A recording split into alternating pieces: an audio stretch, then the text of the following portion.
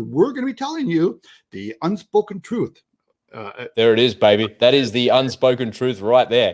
Right there. All right. So a little more lighthearted news, and it is kind of an important topic for me. So today was an important day with SpaceX. So SpaceX announced they launched their ship, and let me show you the clip, and then we'll come back and we'll talk about it.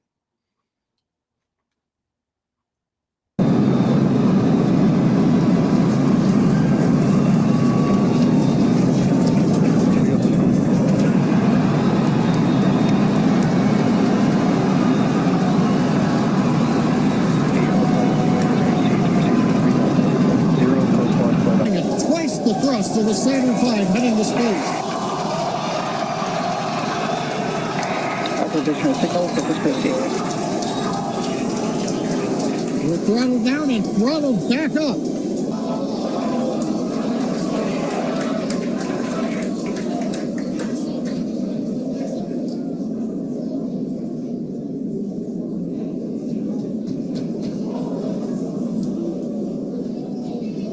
The entire Starship stack continuing to rotate. We should have had separation by now. Obviously, this does not appear to be a nominal situation. Yeah, it does appear to be spinning, but I do want to remind everyone that everything after clearing the tower was icing on the cake.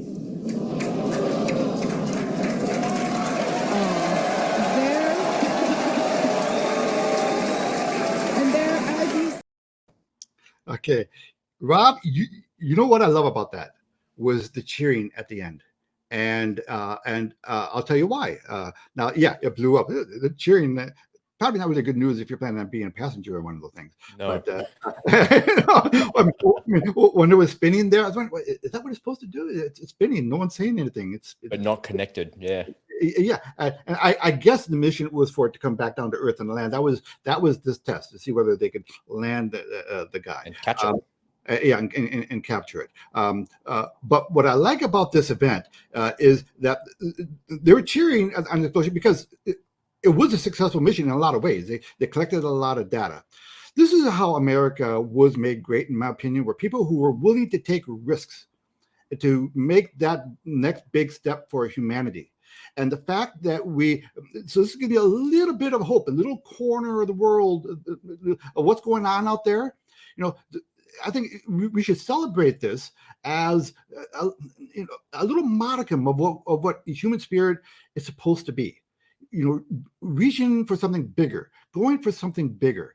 And this is the first time we've been an attempt into outer space. But Musk's, the idea of building a society on the moon, and then from there using that as a launch pad to go to Mars, and the idea that you can build massive spaceships on the moon, because from there it doesn't have to leave the Earth's atmosphere, so you can build massive spaceships. This is Star Trek type stuff. You can build massive, so but the ambitions are huge. Even if we don't achieve everything, the fact that we are shooting for the stars, to borrow a phrase, that's how you move humanity forward. Is instead of bickering over whether your kid is a boy or a girl or not, let's try to do things that's actually going to move mankind forward. So what do you think? Well, there's you can sum up what happened to them today by saying that famous statement by NASA have said it for decades: space is hard. Mm-hmm. It is the hardest thing that people try and do, and it's the most dangerous thing that people try and do as well. I'm not entirely convinced that that's actually the way to get out of the atmosphere anymore. There's other ways to do that. There's new engine technology that's on the horizon that will make rocket type propulsion, well, not redundant, but it certainly makes it much easier to access space. And ladies and gentlemen, I'd encourage you to go and look at reaction engines. So they're the people that have figured out how to actually create ballistic aircraft to get you out of the atmosphere. I'm sure everyone's scrambling now to find videos. We'll get them in the link, and that's fascinating stuff, right? Well, here's the thing: it's the unspoken truth, right? Because you've never heard of reaction engines before, and it doesn't get any press, it doesn't get any media because Elon Musk gets all the press and media. But the reality is, the airliners that we see today, the 787 Dreamliner and the A350 Airbus, they're the last of their generation. And that's because the engine technology that reaction engines are about to bring to market, and the technology that Sonic are bringing to the market as well, makes all of the airline technology redundant.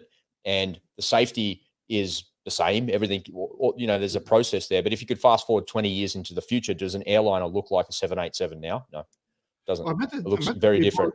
I meant this to be more of a philosophical segment about about mankind reaching for something bigger than themselves. And Totally, man. Totally. And that's such an important topic, and it's such an important thing. With all the doom and gloom that we face in the world, with the war in Russia and the war with China and all the things that are going wrong, there's still literally millions of people on planet Earth working towards a better future for us. And I think it's really important that you focus some of your attention on those things and be wowed and awe-inspired by that. I'm wowed and awe-inspired by the reaction engines stuff, because I'm an aviator and I love everything to do with aviation. And so for me, that's it's a really inspiring thing. And I spent a lot of time looking at that engineering and, see how new engine technologies that hydrogen powered engines that Toyota have created in the last couple of years are going to make electric cars completely redundant. And all of those things are just amazing. And, I believe climate change is all garbage, but the reality is we could do better than fossil fuels, and there's no reason not to try and not to do that. Well, we're definitely going to be doing a full segment on that topic. Because yes, the EVs, it is a scam. The material that goes into those batteries are toxic, and they're non-recyclable, and they cost the battery alone costs almost as much as a car itself. And meanwhile, we have hydrogen. We have other technologies